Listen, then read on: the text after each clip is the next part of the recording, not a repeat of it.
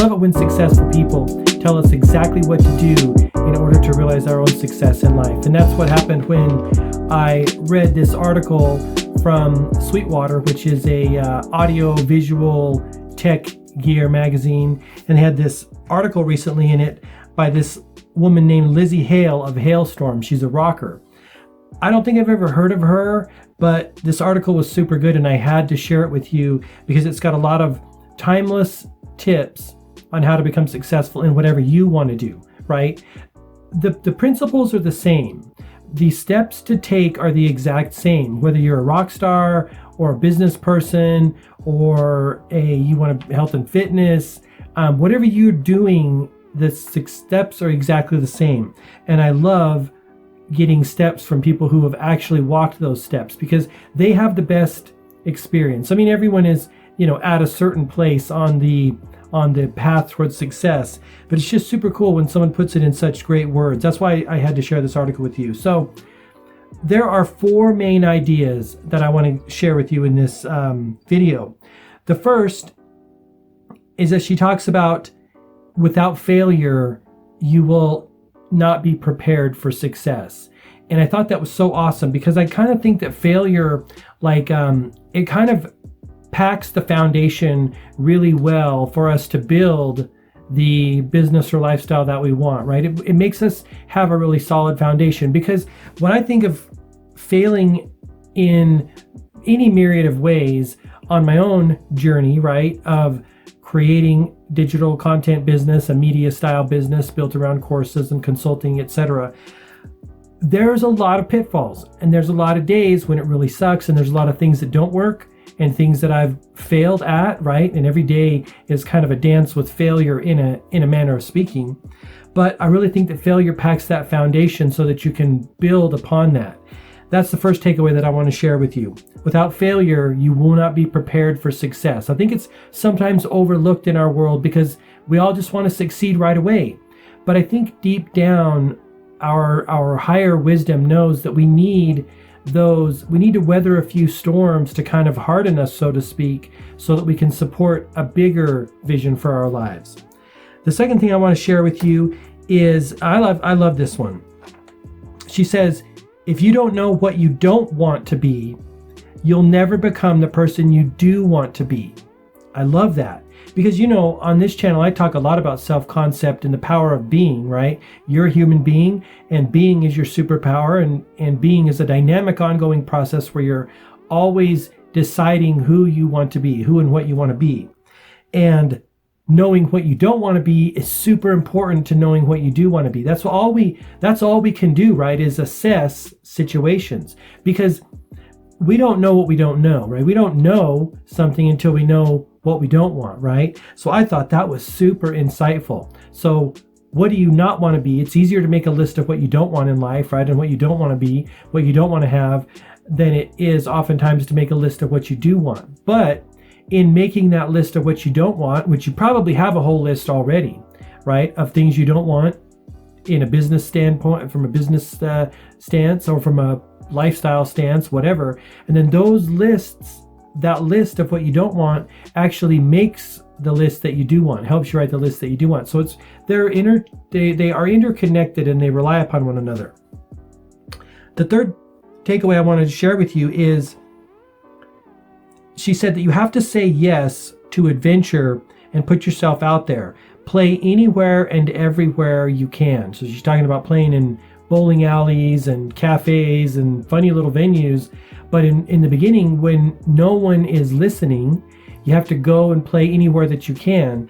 And that's just the way that it is, right? I mean, everyone has to kind of pay their dues. If you kind of jump chutes and ladder to a section of the road that you haven't, so to speak, earned, eventually it's going to equalize. I was going to say equilibrate, but I don't think that's a word. Equalize, and things will, come back into play again. But you have to say yes to adventure and put yourself out there. When I think of that, I also think of Seth Godin's powerful one-page essay, Pick Yourself.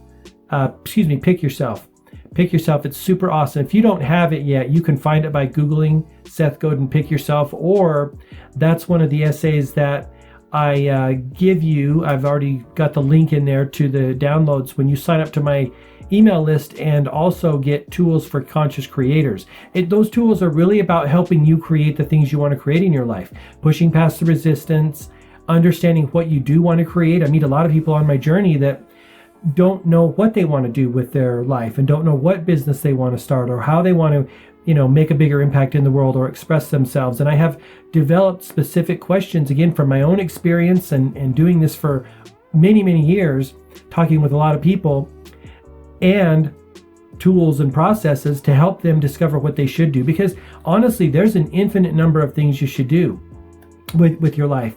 And knowing what to do is super important, because you want to make sure that you're moving in the general direction of your goals and dreams, and of the things that make you happy, make you feel alive, make you feel joyful, right? And give meaning to your life. So that's what I think about when I read this passage here, when she's talking about put yourself out there, play everywhere, right? Check that article out from Seth Godin. You will not regret it.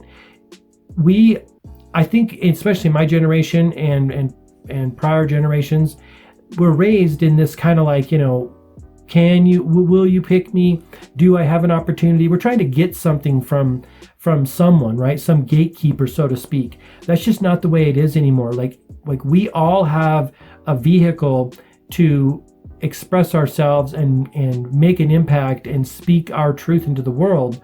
Make music, right?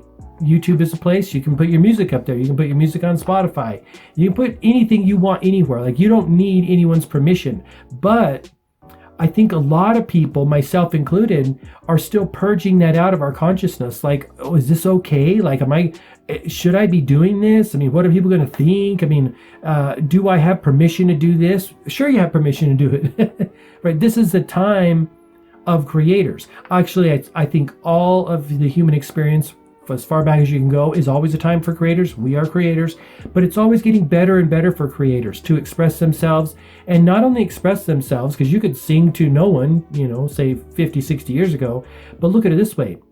You can sing into a microphone, into a video camera, and other people can experience your music as well, or your speech, or your crafts or arts or business knowledge, whatever you want to share with the world. But this is a sharing time right now, and it's super awesome. All right, the last thing I want to share with you here, and this is fitting to end on, she says that remember that success has no end game.